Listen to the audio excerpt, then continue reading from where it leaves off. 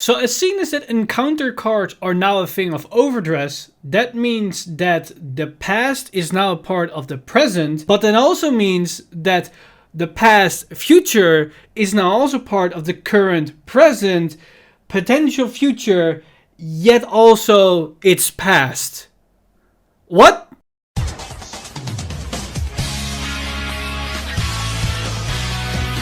Stand up! Vanguard!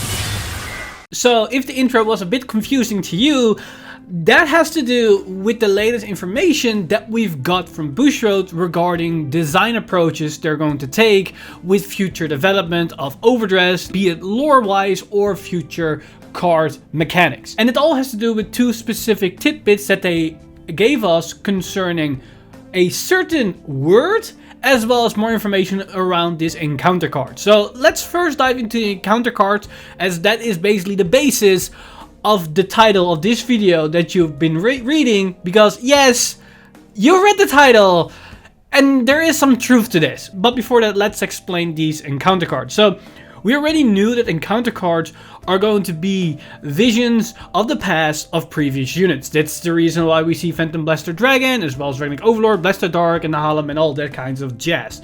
That's the idea of encounter cards. However, last week, Bushiroad teased a little bit that these encounter cards doesn't necessarily have to be units from the past or from the same timeline, because they had the idea of potentially getting units from the future joining the current roster or the ranks that we are enjoying or exploring in Overdress at the current present. And that, to an extent, was the creation and the basis for encounter cards. So it's possible that these encounter cards in the future could be used to actually see future units being introduced in Overdress. And if that might sound familiar, that's basically the same as stride units in the G-era, because what stride units were the envisionments of current units or units from the future being transported in the current past. Now, will this impact Overdress at the same impact as G?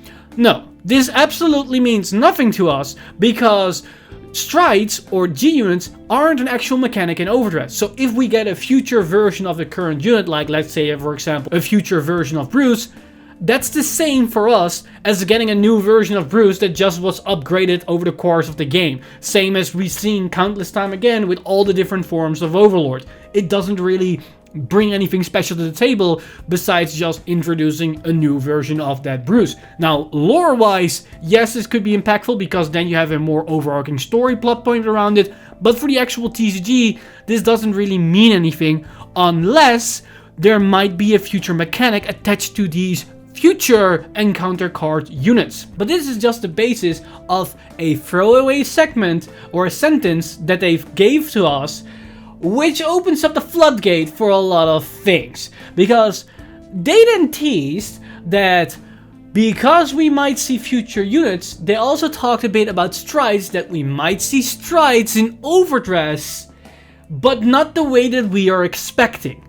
Now, this can be interpreted in two different ways. Now, as I already explained earlier in this video, strides are basically the future version of current units being projected in their current present. So one approach that Bushiroad could take is that we might see actual old stride units being introduced in Overdress as normal units. Now, there is a caveat here, because we need to understand one thing.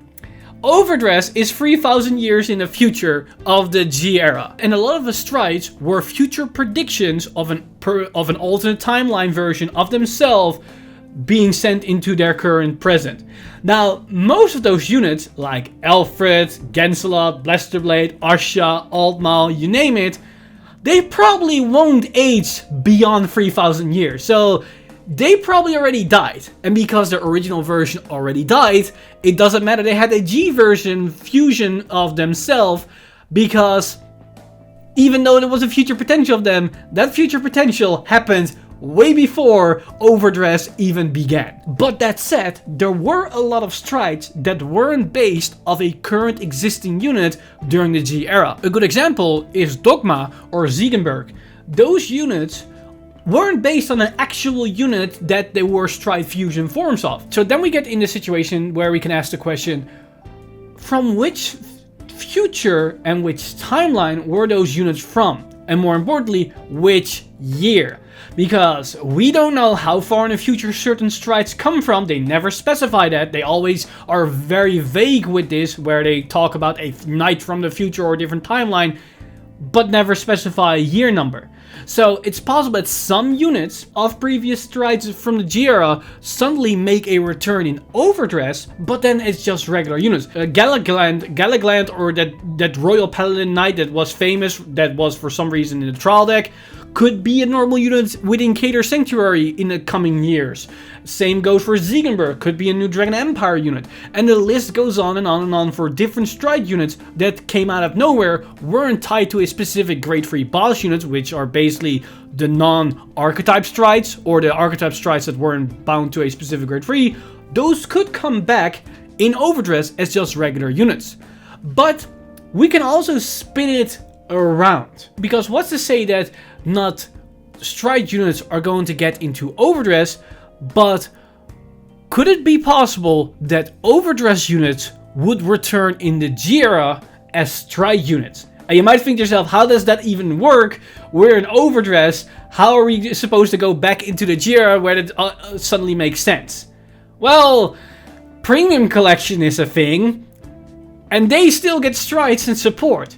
So it's plausible that if we get future stride supports in Premium Collection or G Guardians, those might be modeled after Overdress cards. We might get a Bruce stride for one of the Dark States clans. We might get a Nirvana stride for one of the Dragon Empire clans.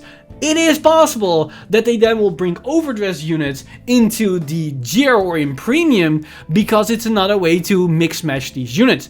And there's no way to know what direction Bushiroad might take. Maybe they take both approach, maybe they choose for one. If they're going to choose for one, I probably will see them more likely putting in old G units that weren't bound to a specific grade 3, and then putting that into the Overdress era itself. Now, they might throw us for a loop and suddenly bring out Alfred Peace Saver into Overdress, but lore-wise, doesn't make any sense because Alfred is dead. So how would then a stride fusion form of Alfred make sense in Overdress? It doesn't make sense, but we never know what what type of trick they might pull off. Maybe they make these old strides also in some kind of encounter card, but it's too early to say. The only thing that's important here is that they were talking about that we might see stride units in Overdress, but not in the way that we normally would anticipate, and that encounter cards aren't necessarily a thing to introduce old cards in Overdress. So it isn't always going to be nostalgia bait. It could be a way to introduce units from a different timeline or from the future. So maybe if they want to explore with evil versions from specific units, they could use those encounter cards to bring those evil versions into our current reality. Or maybe a good version if we see evil units, but then they have a positive counterpart in a different dimension or different timeline, and they bring those into Overdress for just a specific lore reason or just for maybe a mechanic aspect. And that's probably the most interesting thing about this, is that they are actually looking about their entire IP, and they keep every single option open for potential future design approaches or just new ways to design cards. And that's actually really awesome, because why not use these stride mechanics? They had a whole lore around it. Why not keep using it, or at least get certain aspects of it if you can use it for a different approach or for a different aspect within another game state, which could be really interesting. Same for encounter cards, by opening up the scope and not restricting it to the nostalgia pandering. You can actually use this new type of card, this new type of rarity or whatever you want to call it, this new mechanic, and then actually take a spin on it and make it more interesting for the future. Because that means, even though we're probably going to get encounter cards once a year, we never actually know what we might get. Now we're probably assuming that next year we're going to get maybe Aichi unit like Blasterblade, Ganslot, Alfred, or maybe Chronojet or Asher or Alma.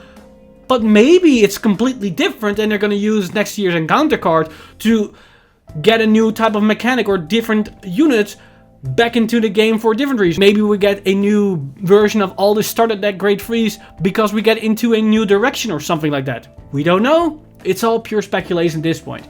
But regarding strides, honestly, If they're gonna bring back strides in Overdress, I think there are a couple of units that would be pretty sick, like a Blader Mouse for Dark States, Zingbert for Dragon Empire, maybe a Dokuma for Dragon Empire. Could be pretty cool. So who knows what we're going to see in the coming sets and the future for Vanguard, because apparently Bushiroad is opening up all the possibilities and leave no stone unturned for the potential of Overdress. But with that said, seeing as we now know there's a potential of stride units being in Overdress, let me know in the comments down below which stride unit you wish to see in Overdress returning as a normal unit, just like we see with Bruce or with Baron Magnus or with every other unit like Hexorb, Sorceress and Bastion. Let me know in the comments down below what's your favorite stride unit and the one that you wish to see returning in Overdress. As always, this video has been brought to you by lovely patrons over at patreon.com/VanguardInsider. You guys are amazing. If you do want to support the channel or everything that's happening on the channel, you can simply go to patreon.com/VanguardInsider and become